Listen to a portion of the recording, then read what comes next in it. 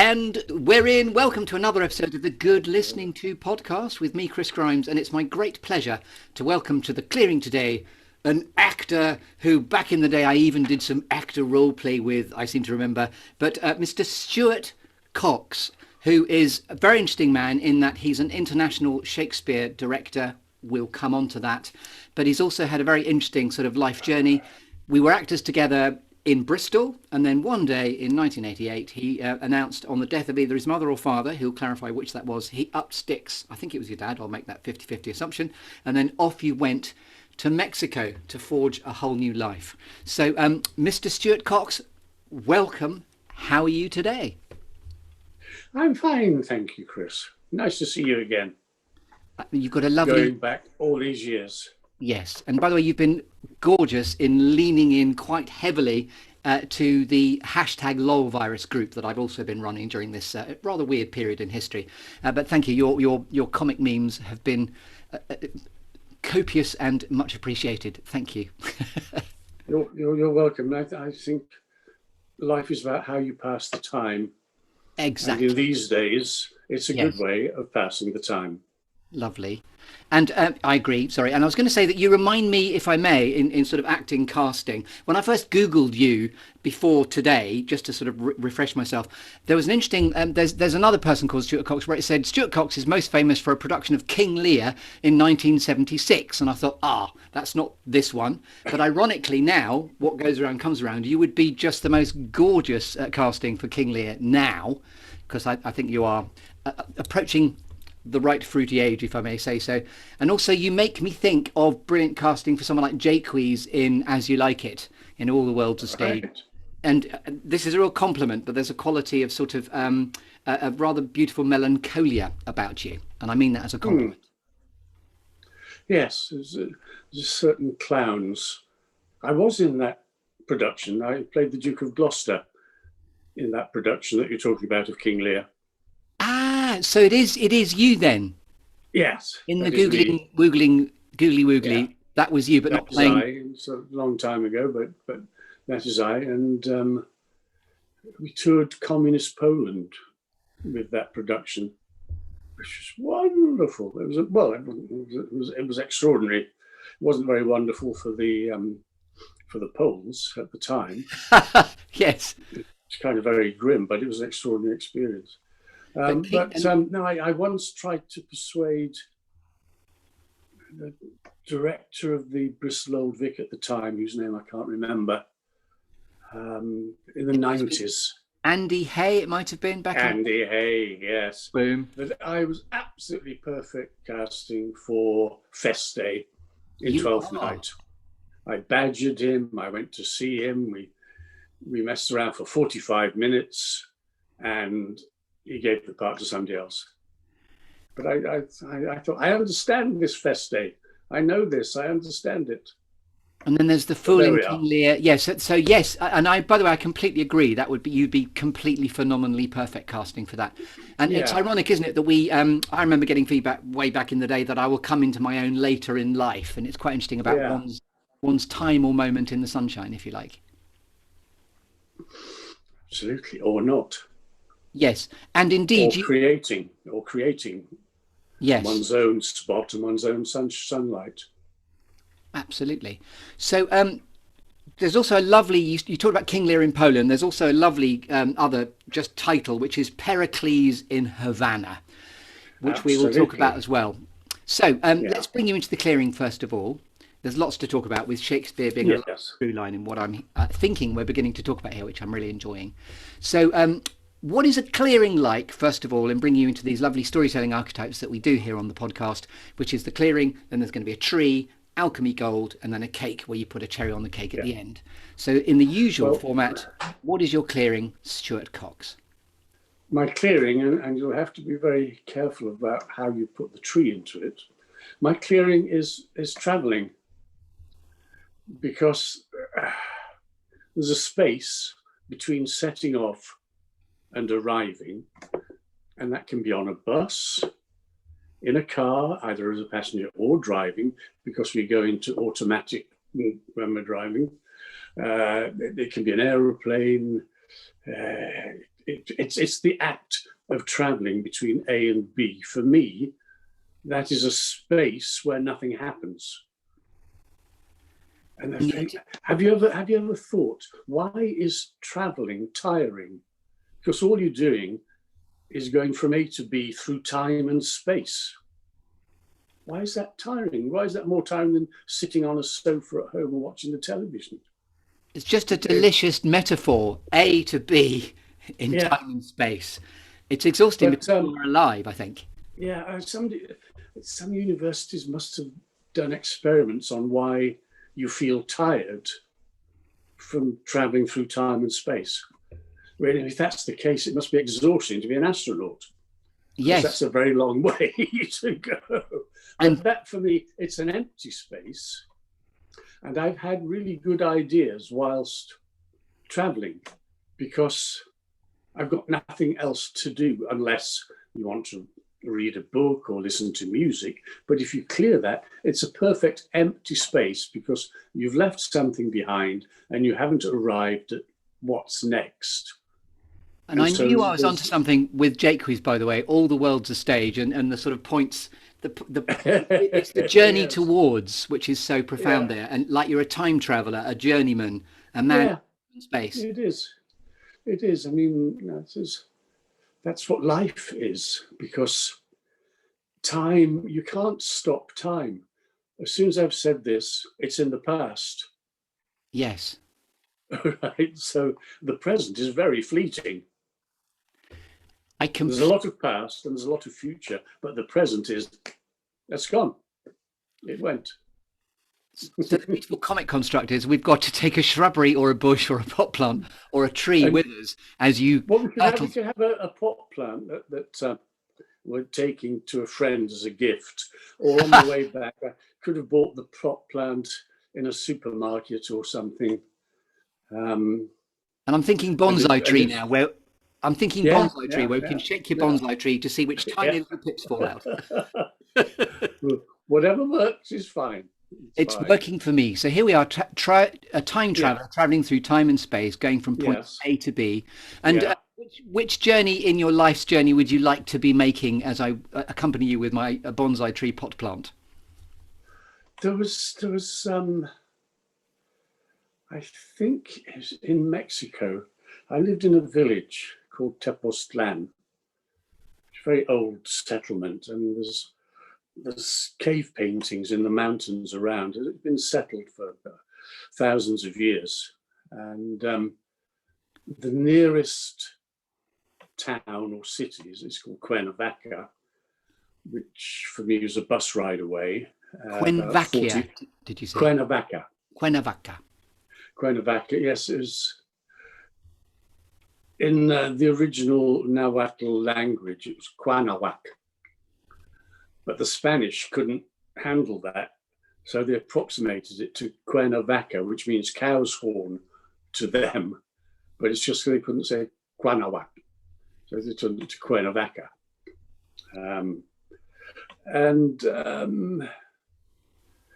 That was the nearest it was the nearest supermarket, to be honest, and I never went very often, but occasionally, once every couple of months or something. But it's a very good empty space journey, because you just got the arid countryside, and once you've done it a couple of times, nothing to see here, just float off inside yourself because you've seen it all before. So I would say that one. Lovely. So we're going to shake your bonsai tree now, and there are some apples to scale that are going to plop out, which take the storytelling construct of this exercise called 5, 4, 3, 2, 1, where you've had 5 minutes, or as long as you needed, Stuart, before we spoke, to think about 4 things that have shaped you, 3 things that inspire you, 2 things that never fail to grab your attention, and then 1 quirky or unusual fact about you, Mr. Stuart Cox, actor and director, that we couldn't possibly know about you until you tell us.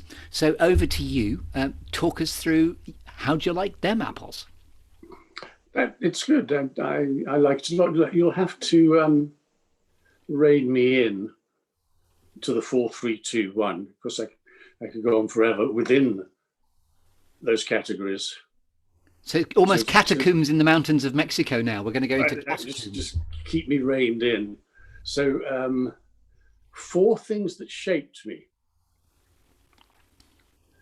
Which actually, in a sense, you see, it all ties in with the time and space and the journey, which I think is what life is anyway.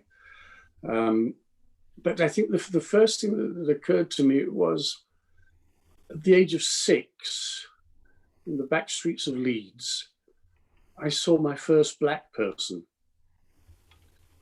It was a man, obviously, it'd probably be West Indian. There was the time of Windrush. But we didn't have a television. So this was something completely new. Bang.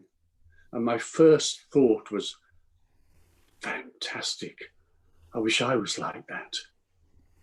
And I can remember the piece of pavement that I was standing on. It's on the corner of Armley Ridge Road and Christchurch opposite. I actually remember the piece of pavement. And I think it might have been because I wanted to be different. And this was a huge difference in the world that I'd seen for the first time. But more than that, I think it opened up a crack into a huge, wide, unknown world. And maybe it was the first crack in my consciousness that life was not just about the back streets of Leeds and going on the tram into the city centre or whatever. I love that expression, the crack of consciousness was opened like an abyss of possibility. Yeah, I think that really, I mean, you can't tell because you're only 6 years old, but looking back, that's what it felt. It was so, I was so impressed. And I think. And did they just sort of walk across? Did this? No, I remember standing there looking up at him while he was talking. And was he talking to you, or he was just someone to observe? I don't know, but it wasn't passing in the street. I don't know who he was talking to. It wasn't talking to me because I was just looking up with my mouth open. Yeah. Going, fantastic. Yeah, I want to, that's what I want to be. Let me be black. Just, but it's also a marker. I believe that we, in destiny and fate, and that we have markers in life, as I will talk about later, that lead us into our future.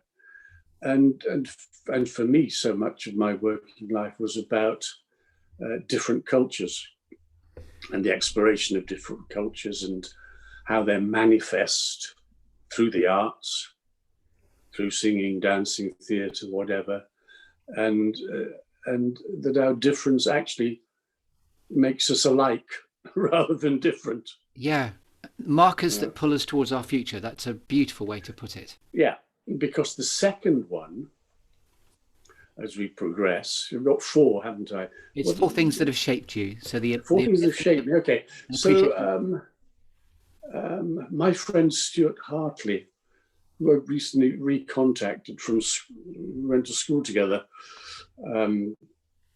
Funny enough, he lives in West Wales. But I remember in 1962, in the classroom, I remember the very desk, he whipped out this single record and said, I just got this.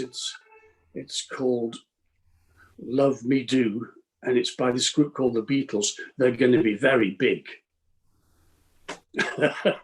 What a trailblazer Stuart Hartley was. Absolutely, he was. Stuart ended up finger on the pulse of the zeitgeist. He ended up working in the music industry for HMV, etc.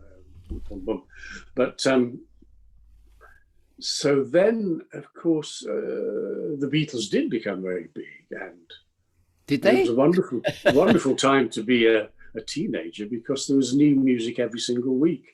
When it came out, there were new sounds. I remember Spencer Davis Group with Keep On Running. It was the first ever fuzz pedal guitar. Do, do, do, do, do, do. And you go, what's that? I've never heard that before. And then like A Whiter Shade of Pale with the organ. What was that? What's that? That's new. And every week there was a new sound. It was extraordinary. And to divert a bit, I think that Shakespeare's London was like the swinging 60s, because the swinging 60s only occurred because after the Second World War, Britain was in a terrible financial state, paradoxically, having won the war. But I grew up in the 50s, and it was grim. The 50s were grim. But then, and America had teenagers, because America did very well out of the war. They actually made a lot of money. They cured the Great Depression through wartime industry, etc. And they did very well. So in the 50s, they had teenagers. They had full employment. They had teenagers with money, and they had Elvis Presley. They had it all going on across the pond. And we had Cliff Richard, which is sort of a paid imitation. But then in the 60s, we had full employment, because in the 60s, I could get a Saturday job as a teenager and earn £1.50, £2 if you were very lucky, for the Saturday, which was enough to buy a record, go out with the girlfriend and buy booze, because a pint was 1 and 8 a pint at the time. So you could get well plastered on your Saturday job. Why was I saying this? Oh, I love that. Getting well plastered on my Saturday job is another really nice, iconic moment. So we talked about Shakespeare of London, and by the way, that's right, because there was full employment in Britain in the 60s, which meant the teenager was possible with our Saturday job. And what do we spend money? We spent it on records and fashion. And what were the big things about the swinging London, the swinging 60s? It's music and fashion. I mean, the clothes I used to wear, I shudder to think about what I used to. I mean, but you did. But at the same time, Elizabethan England, London, Elizabethan London, trade was opening up, and London was becoming a very big port. There was a lot of money about, and colonialism was just kind of beginning, raping the resources of the rest of the world. It was just kind of starting, and there was a lot of money. And raping the resources of the rest of the world, another really beautiful statement. and so what did you have? The entertainment was bear baiting, cockfighting, the brothel, and the theatre. You did have a good 50s. I'm only joking. I know you're talking about Shakespearean. but that's when, of course, the Globe Theatre, it was a whole evening out, because there's the bear baiting and the cockfighting, go to the theatre and then end up at the tavern and the brothel afterwards. And by the way, that's what I always loved about the function of a prologue, to just get people to shut their faces, stop shagging each other, stop bear baiting, stop throwing tomatoes, and pay attention. Pay attention. We'll just pay attention, because we're going to start now. And so, because people had money in their pockets. So third thing, and they went to the theatre. Now, just to finish that. Oh, sorry. Theatre was brand new. It was the new thing. It was like the 60s beat groups. It was very similar. It was novel, and it was exciting, and there was a new play every week. And of course, the first theatre was built in the 1570s, in the first purpose-built theatre. They had them in Italy earlier, and do you know what they called it? No. The theatre. What else are you going to call it? Yes. How that the title. I love that. I know. And of course, after that name was taken, so they had to have the Swan and the Globe and the this and the that. But so the second one, yes, to go back to the swinging 60s, and the Beatles album Revolver, I think it was Revolver, and it had on a track called Norwegian Wood, on which George Harrison played the sitar. And it was another of those moments. What is that sound? That is unbelievable. I've never heard anything like that in my life before. What is it? Goodness me, that's exciting. And Ravi Shankar came to Leeds in 1967, Leeds Town Hall. And I got on the bus from Halifax, where I lived, on a Wednesday or a Thursday night on the bus. Another journey from A to B. Another journey from A to B. Yes. And saw this concert with Ravi Shankar playing his sitar with Ala Raka, his tabla player, by the side. Just stunned for a couple of hours, just mouth open, not understanding what I was listening to, but loving the actual sound of it. Yes. Boom, boom, boom. There's a lovely thread here where you're always attracted by new. Comics think it's about people nowadays. It's comically lensed as squirrels, and the people get distracted by the new shiny thing. But your life as you grew up was just tuning into diversity. Innovations. It fascinates me. The new is what attracts me, but that's probably a later apple. Was it 67? 19 years later, I shook Ravi Shankar's hand. Oh, where? In London, because I'd been doing a production, and I was working with one of his top disciples, who'd actually practiced with George Harrison. Wow. Underneath Ravi Shankar. So as I say, there's markers. Yes, I love that. It's destiny, fate, whatever, but markers, I think, they point you in the direction. It's this idea of when you look over your shoulder and join the dots up backwards, you can see that's right. Your path. And you can only do it in hindsight. Yes. You can't do it at the time that it's happening. So is that the second one? That was, yes, that's absolutely. Enamored by a beautiful Jamaican man, then music and the 60s and the Beatles. Ravi Shankar is maybe third one, and says one other shaped you. So then it was actually through a whole process of, it's a bit too long to go into, but I ended up in 1998, which was just over 10 years later, actually working in India, in a village in the desert of Rajasthan, directing a play with Rajasthani folk theatre actors and musicians and villagers together, which is something that nobody has ever done.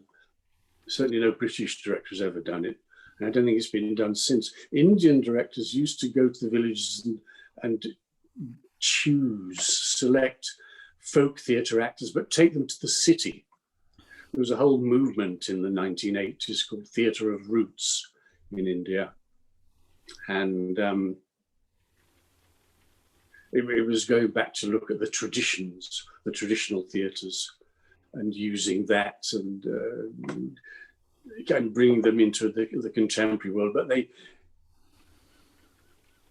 a lot of it was ego-driven, which is what a lot of theatre directors all over the world are. Look at me, look at me.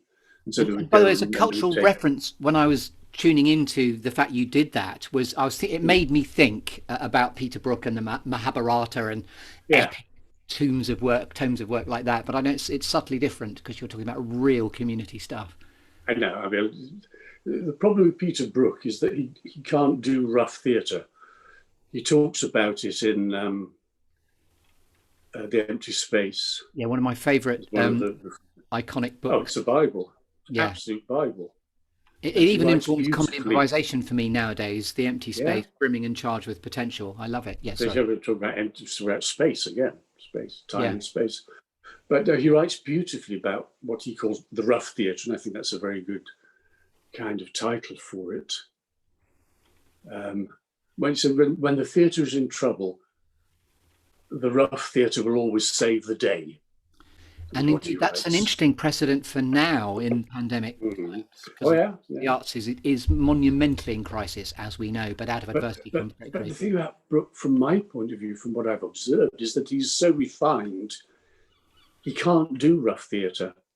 I went to see a production of his Ubu Roi, which is absolutely rough theatre. And it was far too refined.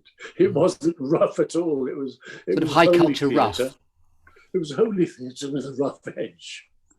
So he polished it. Yeah, absolutely. All the interaction between the actors and the audience was just too refined. And also, he had this a project, Conference of the Birds. Was that it? Or, well, there was one project where he went to Africa with a group of actors, and they put down a carpet in the middle of the village, and you say to the actors, "Okay, now you have to connect with them and entertain them and everything." And they, of course, had no common language. So there's a huge experiment in, what is the essence of theatre, and then it ended. They rolled up the carpet and drove off to a hotel.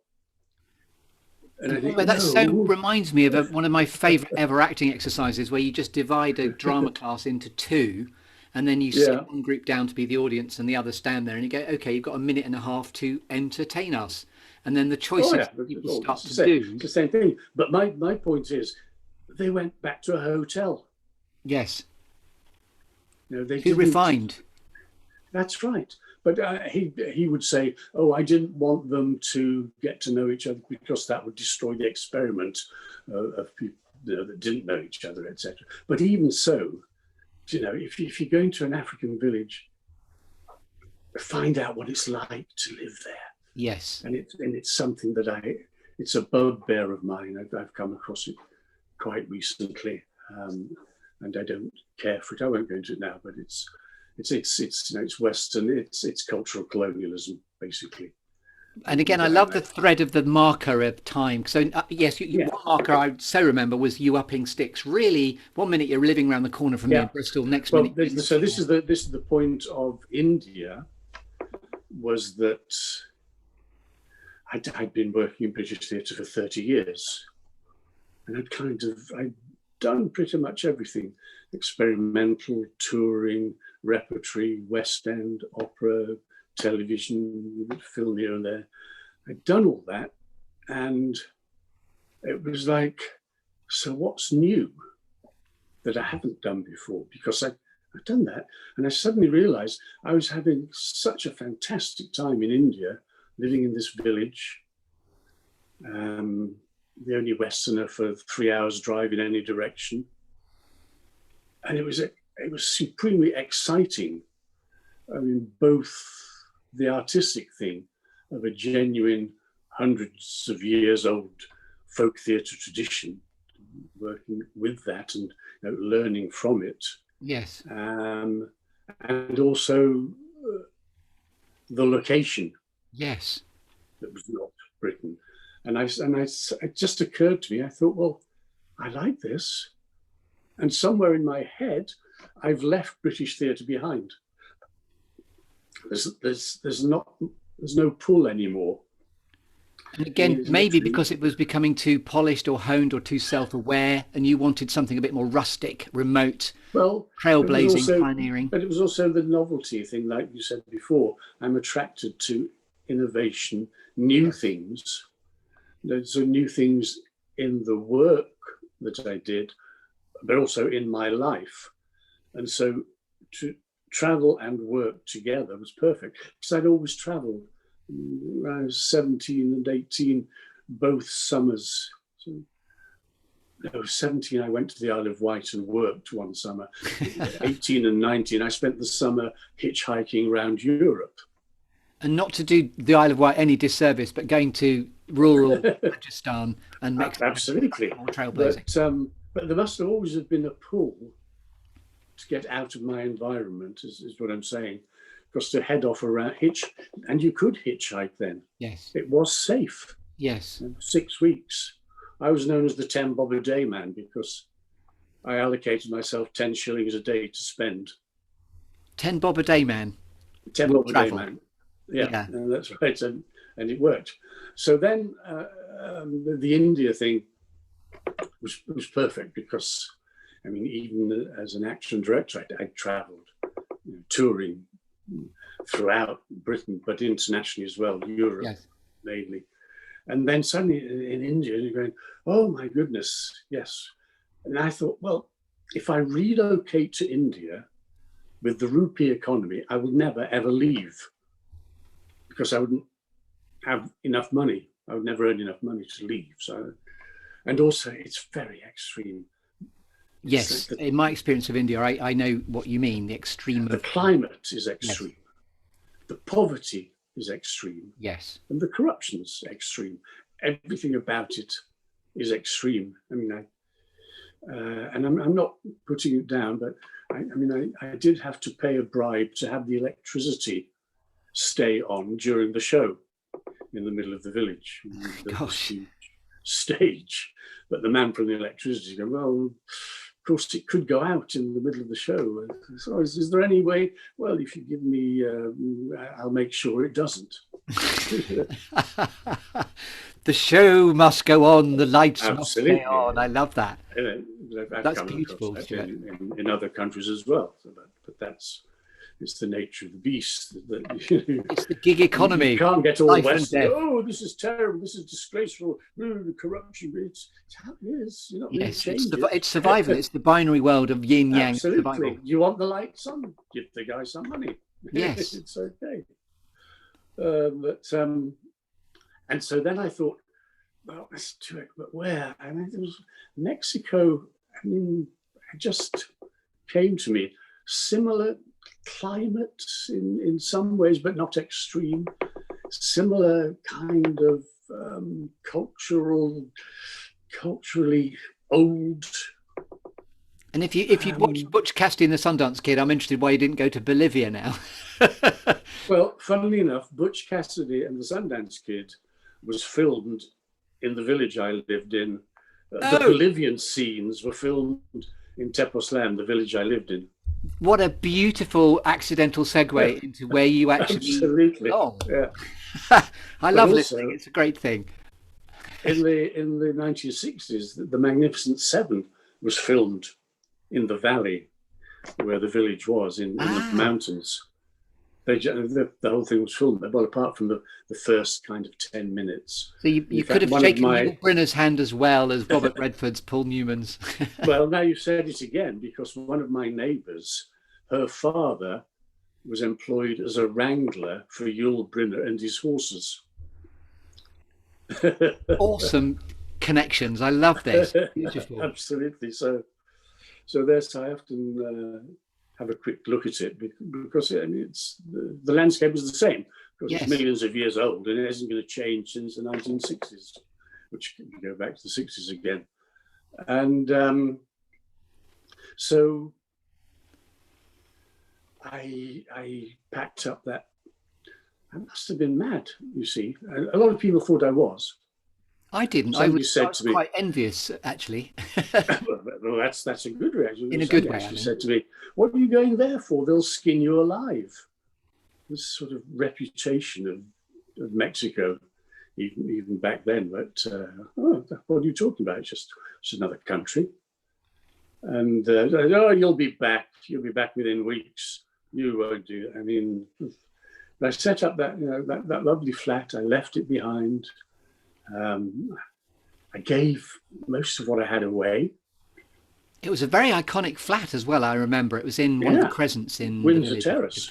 Yeah, Windsor Terrace. It was lovely, really lovely. I was quite happy there, and then I threw it all away. I just threw it up in the air for the unknown, the excitement. Threw caution to the wind. I love that. And I took 2 suitcases, 2 bags with me, and landed in Mexico City without knowing a word of Spanish. Going, okay, so what do we do now then? You're a very brave man, I'm noticing. The obvious thing is you're a very brave man. You're a pioneer in the old style. No, reckless is the word. No, because if I may, you landed the right way up, as I know, because you then did some extraordinary most of the time, it works out well. Sometimes it doesn't. But 90% of the time, recklessness is what gets me, and enthusiasm. Yes. Sometimes criticised for. And the through line of the energy towards the travelling from A to B. That's right. Time and space, the pull towards something else rather than staying still. and also not knowing what's there when you arrive. The unknown that excites me. Yeah, the unknown, which is what theatre is anyway. You start a play, you start rehearsals. You don't know how it's going to end up, or you shouldn't, which I will come to later. I mean, you should. That's an adventure in time and space. You should have been Doctor Who now, I'm realising. And whilst I'm ripping... Funnily enough, where I sit, I look out in front of me, the valley, there's a location for a very famous Doctor Who episode, the one about the end of the world. I'm accidentally hurling all these sort of pinballs of resonance at you. It's fantastic. We are attuned, as they and indeed, say. Also, you may remember I told you this, but when I first met you, you reminded me of Peter Sallis, who, of course, is the voice of... That's right, yes. The Aardman production of Wallace. I know. And funnily enough, in Mexico, there were three of us as friends. One was an Irishman called... The other one was a Scotsman. Another one was a Welshman. No, and the other one was an American. He was very tall, and he looked a bit like Mick Fleetwood. Okay. But he had this very successful restaurant in the village that he'd built up over many, many years. And he was very generous. And we used to go there, and he'd say, okay, I want you to try this. And he'd bring us this. And then we'd have the mezcal and the tequila. And, I've got this, you like this one. And so he was the foggy one. Yes. He was always organised. He used to organise trips to this great restaurant on the edge of Cuernavaca where they do... You're talking about Last of the Summer Wine now, aren't you? That's the reference. Last of the Summer Wine, yes. Yep. It was him. And so the Irishman called Donut, who had this great phrase, but I don't know if it was his phrase or if it's an Irish phrase, because it's a mixture of I can't be bothered and I can't be asked. He used to say, I can't bother me ass. I can't bother my arse. I love that. I can't bother me ass, no. I couldn't bother me ass, so I didn't. And I don't know if it's an Irishism or if it's his own thing. It's a himism. Of course, he was the scruffy one. Compo. And I was Sallis. Sallis, yes, sorry, yes. Whatever his name was. Peter Sallis, his character. Peter Sallis. Yeah. I was the sensible one. Yeah. In the middle of them. So you say I used to say to them, look, we're doing Last of the Summer Wine, and I'd show them YouTube videos of it. I'd say, look, you say that's you and that. And as you're in Mexico, it's the last of the tequila, if I may, and then who's going to have the worm? Absolutely. The last of last season's mezcal. So let's bring you back into the clearing. We're still there. Yes. I think we've got your last thing that shaped you. Oh, you've suddenly frozen. Are you still there? The quirks of Zoom. Mr. Cox, I seem to have lost you in time and space. I hope you haven't gone travelling somewhere. What? Oh, you have frozen momentarily. Not going to lie. We might have to stop and start. So I don't know if you can hear... Oh, you're back. Hello? Can you hear me? Yes. Yeah, sorry. Did you hear me all the way through that? Or did you... Yes, I did. Yeah. I was just being very still. So it might have looked... You're a genius at tableau, if I may say so. That was absolutely statuesque. By the way, I quite enjoyed the quirks of Zoom, so this is okay. The last thing that shaped me, essentially, I think, was to carry through this, that the first 3 years of my sort of theatre career, I didn't have to lift a finger. Things happened to me. Things connected. Like an ex-mime teacher from drama school happened to be in Leeds to buy some velvet for a new suit and was bored and thought, I'll go to the theatre. And I was there doing Joseph and His Amazing Technicolor Dreamcoat. And he thought, oh, I need somebody to work with me in opera. Oh, I'll ask him. I remember him. And all those kinds of things. So lots of doors on lubricated hinges just opened up for you. Everything just opened before me. I hardly had to do a thing. And that continued. Essentially, everything came to me, or it wasn't very difficult to do things for up until about 1992. And by the way, sorry to interrupt you. You're in really good company there. I was speaking to John Hartock, who was my ex acting Right, teacher at the yeah. Old Vic Theatre School, who you may remember, and he told me a story about John Cleese, where he wanted John Cleese to give advice to actors about how they forge their career, particularly in hard times. And John Cleese actually said, "Well, actually, I don't really know because doors have always opened for me, and I've never stopped Yeah. working." So it's quite difficult for someone who hasn't. Well, it's great for them, but it's almost you can't follow that path because it's rarely the case. But then it stopped about 1992, which is when I was 42, and that is actually bang slap midlife. Yes, And midlife does happen to everybody, it it does. has to be said.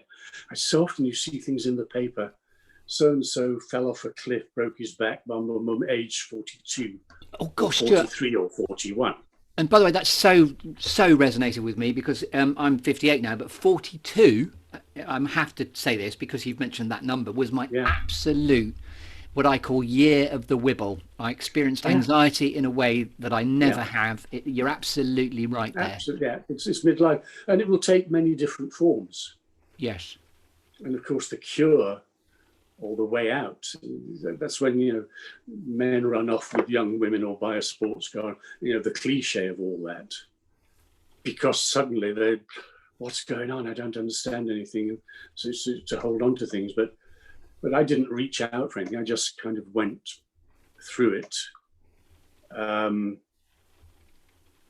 I thought, okay, so how do you work if it doesn't come to you? And I was going up for things I was absolutely perfect for. I was going for things that I was overqualified for and not getting them. Mm-hmm. I would literally, I could have stood in the Triangle in Bristol naked and not get arrested. And yes, and of all the actors we know, I know of all the actors we both know, I'm sure everybody can relate to that.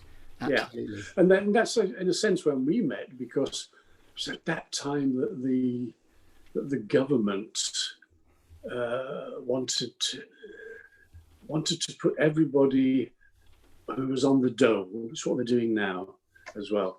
If you didn't get a job in your profession within 6 months, you had to change your profession, or they stopped it. I think there was a 6-month limit.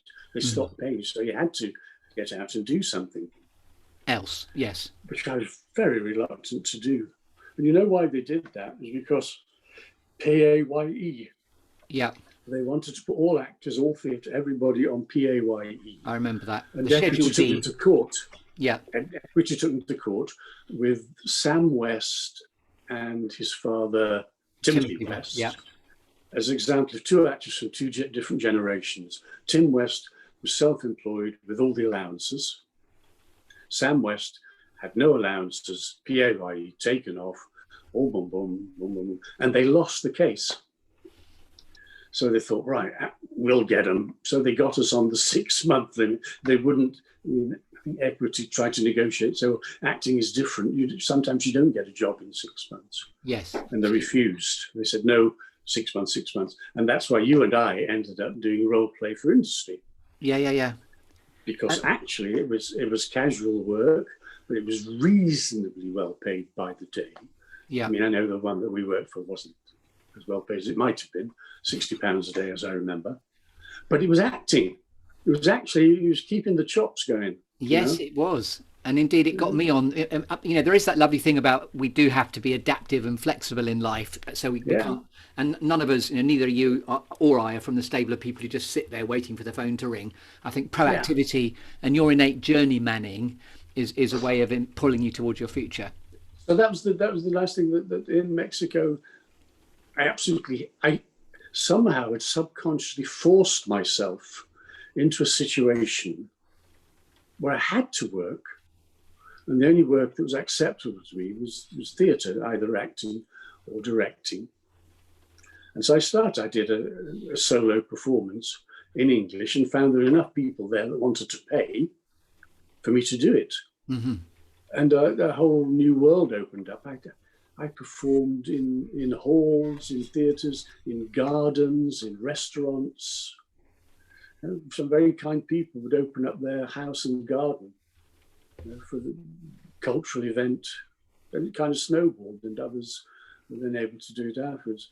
And then there's the organisation called the Anglo-Mexican Foundation asked me to do my first solo performance for them, which I did. And then was that Shakespearian in theme? Was that Shakespearian in theme as well? It was Indian. It was a series of stories within stories. Okay. Called Stargaze. It was actually the English retelling of the Arabic retelling of the Sanskrit stories, a cycle of stories over 2,000 years old. Beautiful. And perfect, because it's just something that everybody loves. What's the name of the stories that they are chronicling? Panchatantra. Panchatantra. Thank you. Yeah. And so from then, that's where the Shakespeare began to blossom, because I did a solo performance about Edmund Kean, who was the great actor of the early 1800s who changed the nature of British classical acting by being more realistic and passionate, and women were noted to have fainted during his performances from this strength. And he was a small man, he was about 5'2", but just emanating from the stage. And here's a little byway, because I'm fascinated by the my cat's just come in. Hello, Edna. Here we are. Edna the pussycat has entered the building. Hello, Edna. She's wet. It must be raining outside. She's my weather forecast. Oh, she's wet. I know it's raining outside. Yes. It's quite an interesting weather vane. Oh, my pulse is wet. So. Yes. What was I talking about? You were now talking about. Do you know what? I've got a bit lost as well now. So let's bring you back to the tree. Connections. Connections of history. Because in the early 1800s, acting was a bit like prize fighting. Who was the best actor? Who was the king of the British stage? And it was Edmund Kean at the time. But there was a thing where you could challenge the king of the stage to an act-off. Okay.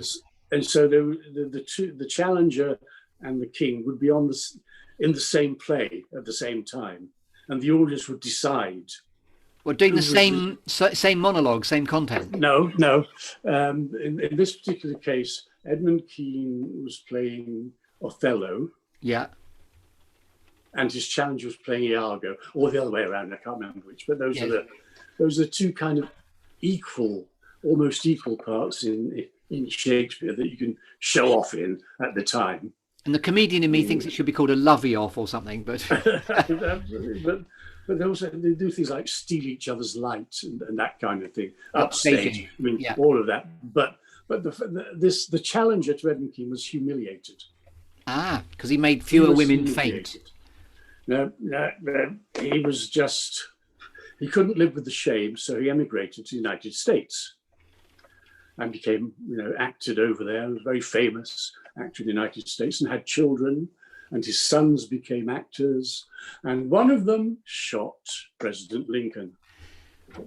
Well, Gordon Bennett, which wasn't the name of the man who shot President Lincoln. So if his father, Booth, hadn't challenged Edmund Kean and humiliated himself, he would never have gone to the United States. He would never have had a son over there. And Lincoln, well, he might have been shot by somebody else, but he certainly wouldn't have been shot by that particular one. So there you are, you see. So Edmund Kean not only makes people faint, women in the audience there and then, but many years later. He's responsible for the assassination of an American president. Now that's impact as an actor right there. The force of his acting. Love that. So anyway, that then led because in that show, I did extracts from Shakespeare as Edmund Kean.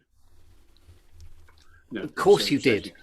Richard III, Hamlet, and of course Shylock, which was his breakthrough thing, because the conceit was that this was all taking place in the dressing room after his great triumph as Shylock, which actually installed him as the king of the English stage. King of the English stage, lovely. And again, we haven't talked about Pericles in Havana, and maybe we will or won't. No, I don't know, but we'll go on. We'll go on for that because then they wanted to do a Shakespeare competition for teenagers in bilingual schools. So they asked me because I was the only. I used to say that I was the best British actor in Mexico. And I'm sure mainly because I was the only British actor in Mexico. I was the only one. And I'm sure you were the best actor in Mexico for many reasons. But so they asked me to do that. And I remember the one day I was at the Anthropology Museum in Mexico City, and I saw Jim Broadbent. Oh, another great actor. I very nearly went up to him and said, "Look, out of here." Yes, because he'd give you some competition. I'm the best British actor in Mexico, and as long as you're here, I'm only the second best.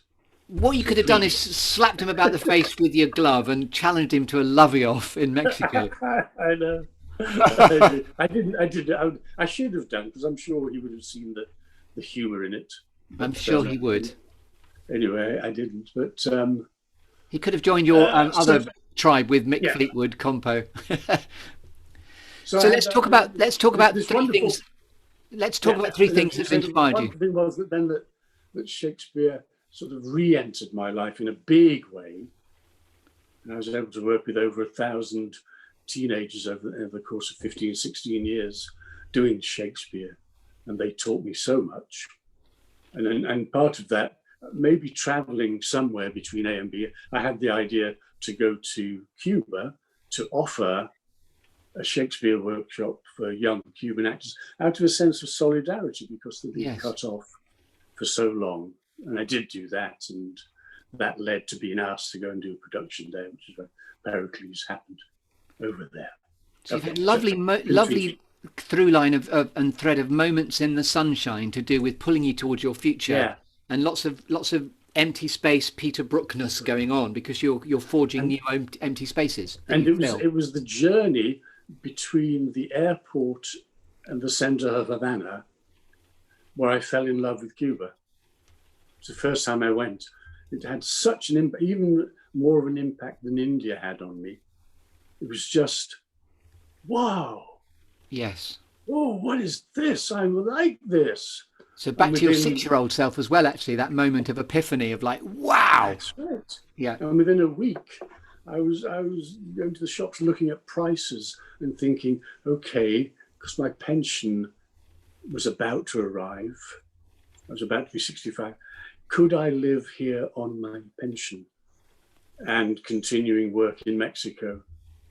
But within a few days, I was actually seriously considering it because I felt like Mexico had run its course after 18 years or whatever. And also it seems that you've had lots of places in your life's journey where you've had soul chimes and connections to where you are. I would rather say that I've had places that I felt comfortable and that I should be. And I'm saying the same thing in that. I know you've qualified how I say that. I know, but I want to pull it down. I want to pull it down. Yes, sure. No, nice clarification. I'm potentially the biggest space cadet you will ever meet. So I have to ground myself away from that. So I'll try and find a real life explanation. Okay. Rather than a soul chime, which of course is absolutely correct. But it needs to, for me, I need to ground it. Otherwise I'll float off the planet. So a sense of belonging. Yes. And by the way, I'm loving this because this is about flying your kite, and you're doing a majestic kite at the moment. It's wonderful. But I also now want to ground it back to the structure. Okay. We've done 4 things that have shaped you. And now if we can talk about 3 things that inspire you. You've been giving me that anyway, and us that, in those that are listening. Okay, well, I think in general, I have a need to be stimulated. So stimulation, which can be intellectual, visual. So I'm stimulated by words. I'm stimulated by music. I'm stimulated by the combination of words and music. I'm stimulated by film, some television, architecture. And so I'm not bored ever. And within that, the invention of the iPad, I think, is a wondrous thing, changed my life, because all the stimulation, information, everything I need is there in this thing that I'm talking to you on. Yes. And, you know, it's the curiosity that I have. My father would have loved an iPad. He died, you know, too long ago for it to. We didn't really have proper laptops then or anything, but he used to sit and watch, in his 70s, he used to sit and watch CFAX, teletext of an afternoon. He knew all the page numbers by heart. Yes. Because he wanted the information. He liked that way of passing the time. He would have loved this. Because it's if you could travel in time, you would go back in time to show your father an iPad by the time. Absolutely. But can you remember the times when you see him going on, who's that actor on television? What's his name? What's he been? I've seen him in something. What is it? What was it? And now you just go, IMDb, dum, dum, dum, dum, dum. All the information. And to look anything up or homework or anything is like a library or Encyclopedia Britannica. Yes, yes. It was a huge effort. And now suddenly it's all here. Yes. True. So I think it's absolutely a wondrous thing, that plus the internet. Of course, they get misused, of course. But if you use them properly, what a fantastic tool we have. It also links beautifully to your first moment of like realization when you saw the black West Indian gentleman who then opened up your world to a vista of possibilities. So this idea of the world opening up, and of course the internet is just another world that opens up of new difference and shininess and it's the same thing. But what was I saying before I went on to the iPad? Oh yes, it's like stimulation and curiosity. I'm intensely curious. Yes. Why the iPad is wonderful. If I think, well, what is the origin of this word?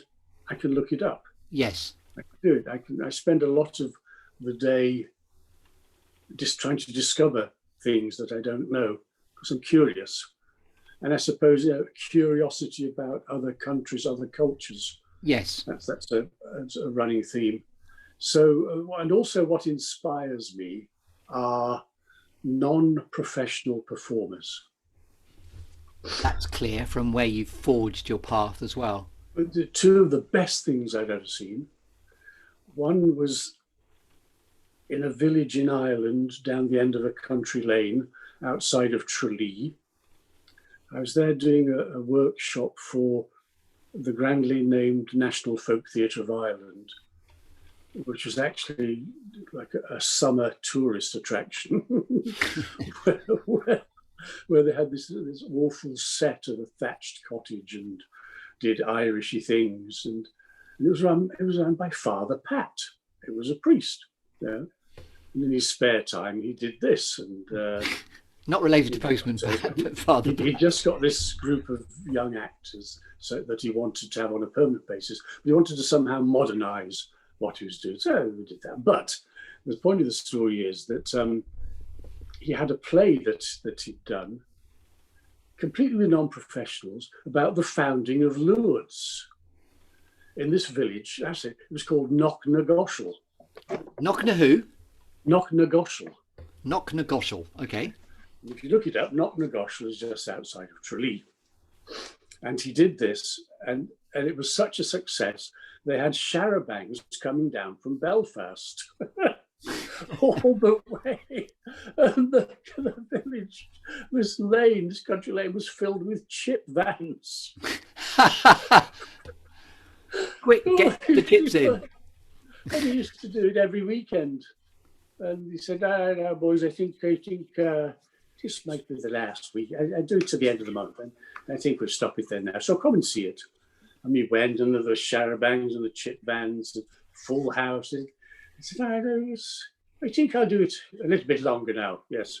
There's a real And delicious irony there. extraordinary. There's a delicious irony in the whole quest of going to Lourdes, which is that great religious epiphany journey, of pilgrims to Lourdes, and the chip band charabangs all come down. It was absolutely wonderful. And there were lots of very short scenes. And there was no acting skill at all. And in fact, acting skill would have got in the way. They were just telling the story of the founding of Lourdes. Yeah. And the audience were wide-eyed, and they did an extraordinary thing. At the end of every scene, they clapped briefly in unison. So the scene would end, and they would go literally like this. Yes, we like. Move on. Every scene. It was wonderful. I just thought, oh God, this is the power of theatre. And there's something there about it being quirky, different, unusual, trailblazing, on the cutting edge. Absolutely. And I'm not sure Peter Brook would have understood it somehow. Maybe, but he certainly couldn't have reproduced it. Yes. It's just fun. And my other favourite one was the Friendly Wives group in Loo, called the Loo Friendly Wives, doing a pantomime. And as they're friendly wives, what better name for a company? Because they're friendly, you're going to like them. They're friendly. and it was all women. And it was just wonderful. The joy that they had. The absolute joy that they had in doing it. The simplicity of storytelling is in there as well. Beautiful. Oh, wonderful. And of course, all women. The best Shakespeare I've ever seen was in Helsinki by an all-women group doing the Wars of the Roses. Wow. Which was, cut down to Henry VI parts, 1, 2, 3, cut down to about an hour and a half, 2 hours, maybe 2 hours. And they call themselves Raging Roses, or whatever the Finnish is for Raging Roses, is what they called them. So that's something else to Google and conjure. I love that. Nearly all the actors in Helsinki were in it.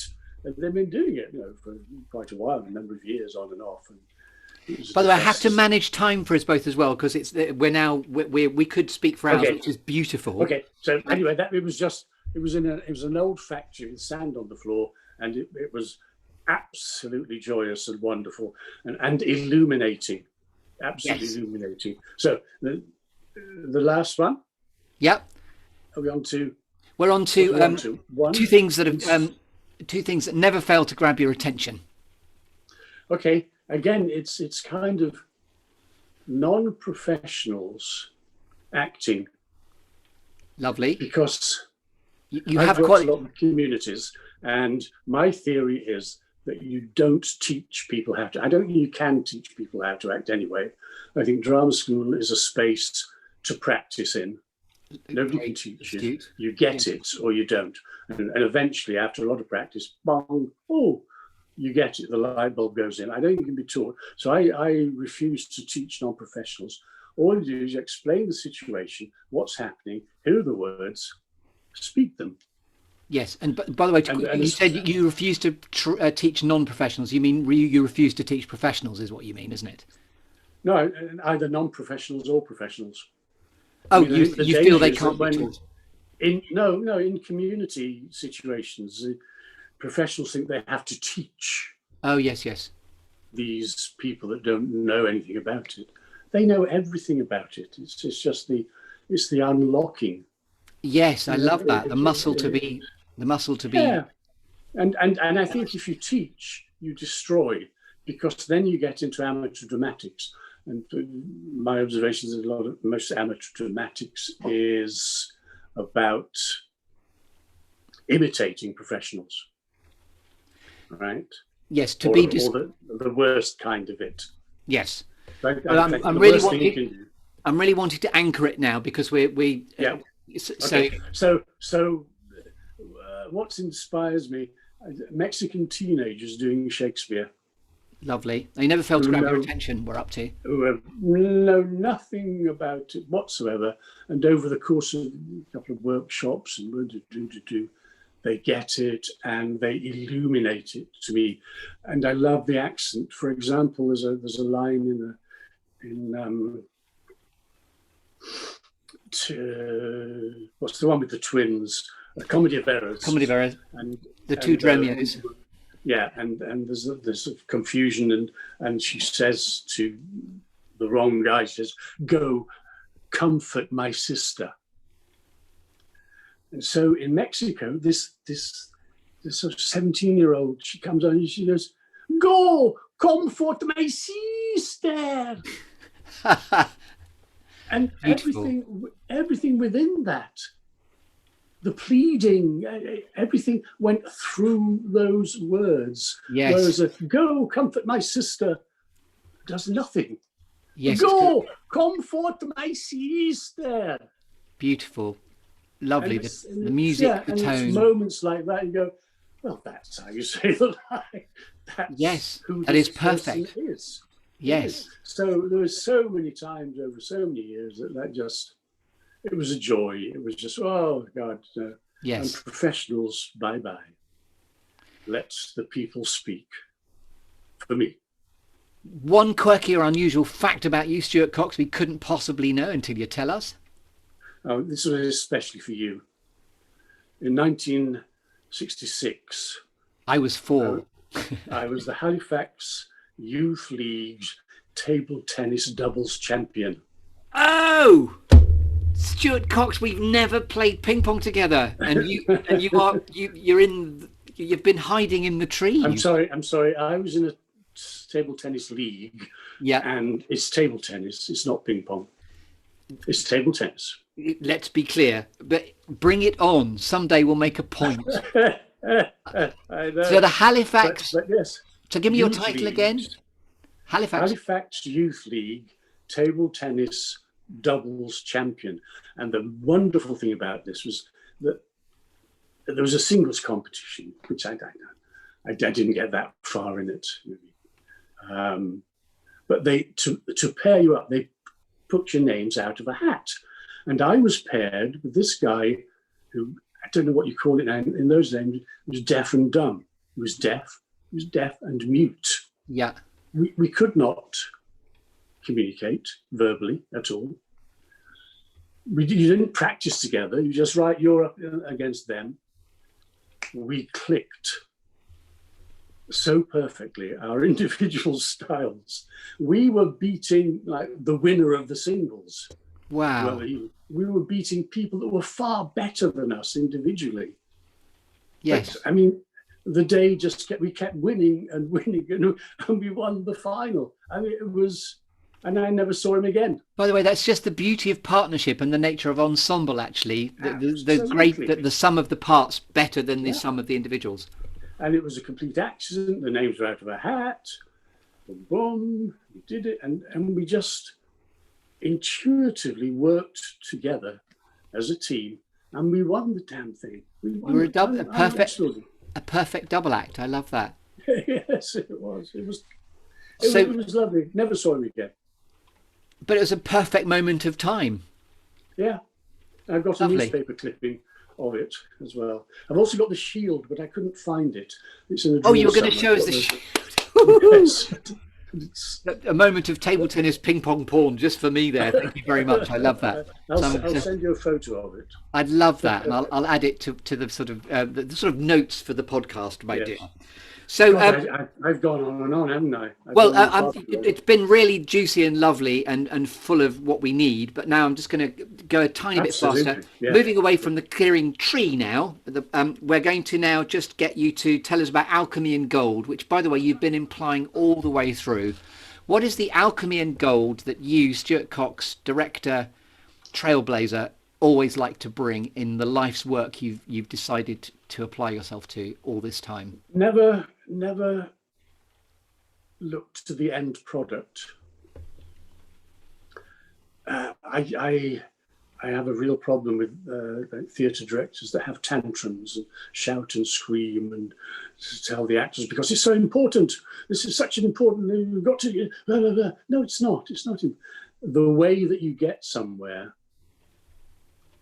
is why it will be good. The journey towards. If you have a wonderful rehearsal journey, if everybody's happy and having a good time, how can the audience not have a good time when you share that with them? I love that. So not to make it precious, but to make it precious in the journey. Absolutely. The opposite of precious. But the journey itself Yeah. is precious, because that's where Have the a gold good happens. time, even if it's a tragedy. Have a good time doing it. You know, There's a through have a line. good time. There's a golden thread and a through line throughout our conversation, where you are just talking about alchemy and gold, of the journey towards. It's the journeying towards Absolutely. where the magic And happens. and so to finish off, what I wish to leave behind. This is your cake moment, where you're going to Yeah, give a cherry on the cake, the legacy of the absolutely. This is conversation. it.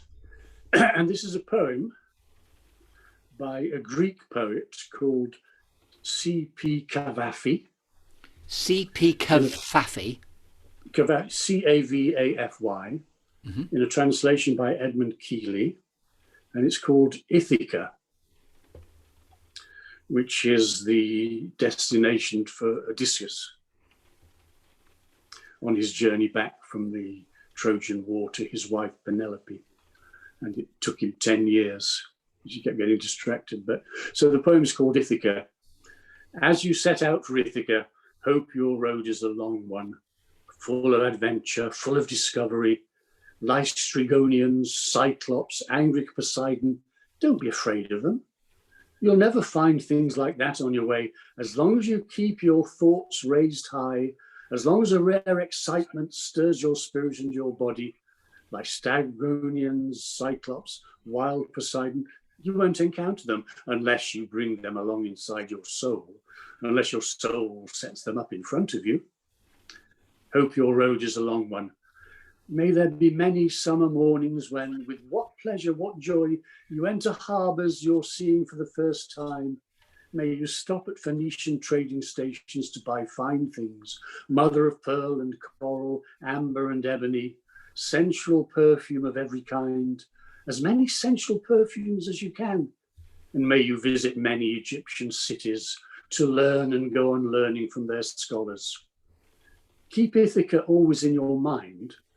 Arriving there is what you're destined for, but don't hurry the journey at all. Better if it lasts for years, so you're old by the time you reach the island, wealthy with all you've gained on the way, not expecting Ithaca to make you rich. Ithaca gave you the marvelous journey. Without her, you wouldn't have set out. She has nothing left to give you now. But if you find her poor, Ithaca won't have fooled you. Wise as you will have become, so full of experience, you'll have understood by then what these Ithacas mean.